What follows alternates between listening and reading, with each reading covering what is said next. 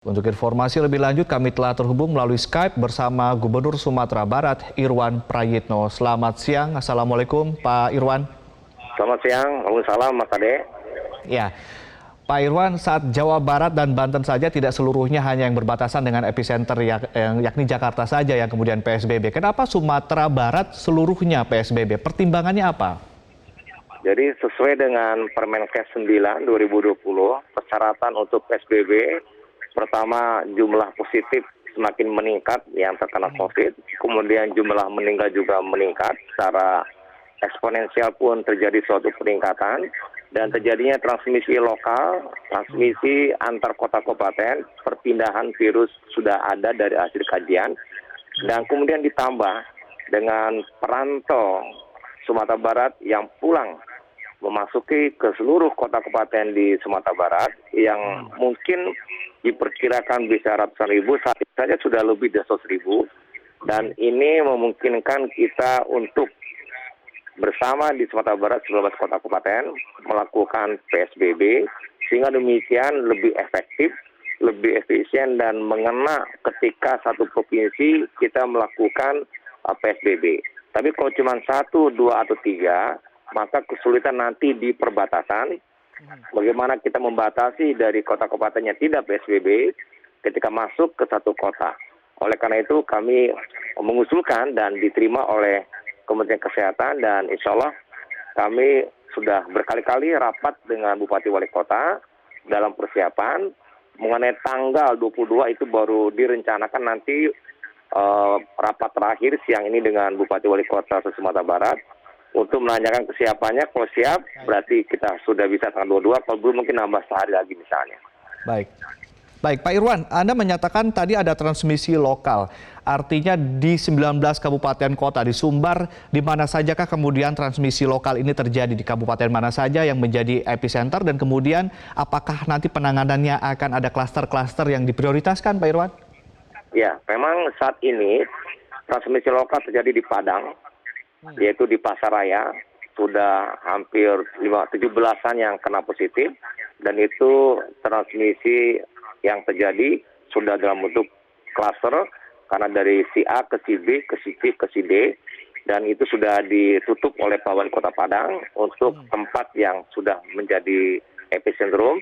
Kemudian yang kedua di pesisir selatan, itu ada suatu kecamatan Koto 11 Tarusan, itu juga oleh Pak Bupatinya pun sudah, istilah beliau sudah di lockdown, begitu sudah diisolasi, yang di dalam nggak boleh keluar, yang keluar nggak boleh ke dalam, yang di dalam sudah dikarantina semua, dan itu yang dilakukan. Kemudian juga peluang potensi untuk terjadi juga di Bukit Tinggi, juga banyak yang positif, dan kemudian beberapa daerah lain dengan kehadiran dari para perantau juga sudah banyak yang menyebabkan positif di kampung.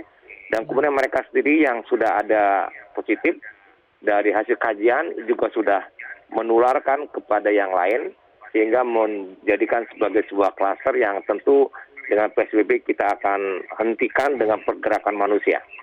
Baik, ini kan seperti kita ketahui PSBB tidak murah begitu ya Pak Irwan. Saya ingin konfirmasi berapa sebetulnya anggaran yang telah disiapkan oleh Pemprov untuk PSBB seluruh provinsi di Sumatera Barat, di luar bukan hanya untuk bantuan sosial saja nih Pak Irwan. Berapa jumlah anggaran yang disiapkan? Jadi kalau bantuan sosial itu akan mengiringi PSBB, itu dari provinsi, dari kota kabupaten, dan banyak dari pusat juga. Untuk yang operasional kita berbagi untuk provinsi nanti di daerah perbatasan 9 titik darat dan juga di airport. Kemudian untuk di dalam kota dan kabupatennya itu masing-masing kota dan kabupaten. Dan saya rasa tidak banyak. Kenapa? Hanya kegiatan operasional yang mungkin kita perlu biayai. Yang mungkin justru besar adalah sosialisasi dalam bentuk billboard kepada masyarakat apa itu PSBB supaya dia tetap di rumah dan arahan lainnya. Kemudian juga di iklan-iklan di media cetak dan di online dan sebagainya untuk sosialisasi, justru itu yang cukup besar karena kita ingin mengcover semuanya paham dan mengerti untuk mensukseskan PSBB, dia agar tetap di rumah, nggak boleh keluar, kalau keluar apa yang mesti dilakukan. Itu yang besar. Kalau yang kegiatan operasional tidak, dan untuk makan minum mereka tentu mereka sendiri yang membiayai dengan berbelanja keluar yang masih kita bolehkan, walaupun kita batasi pasarnya, tokonya, dan kepergian mereka di jalan raya dengan PSBB ini. Baik, untuk bansos berapa Pak Irwan yang di luar yang diberikan dari APBN? Artinya kan Pemprov juga punya data untuk mereka-mereka yang tidak mendapatkan PKH maupun BLT dari pemerintah pusat, pemerintah daerah menyiapkan beberapa orang, beberapa dana untuk sejumlah orang begitu yang tidak mendapatkan bantuan. Berapa orang yang disiapkan, berapa anggarannya per orang? Baik, jadi saya sebutkan jumlah KK di Sumatera Barat sekitar 1.617.000 KK. Dari 1,6 juta itu sudah tercover oleh sembako 516.000 dengan PKH sekitar 170.000, dan itu sudah tidak dapat lagi dari bantuan kita. Ditambah dengan Kemensos 600.000 per bulan, jumlahnya 250.000 KK. Dari Kemendes juga 600.000 per KK per bulan, sekitar 162.000 KK.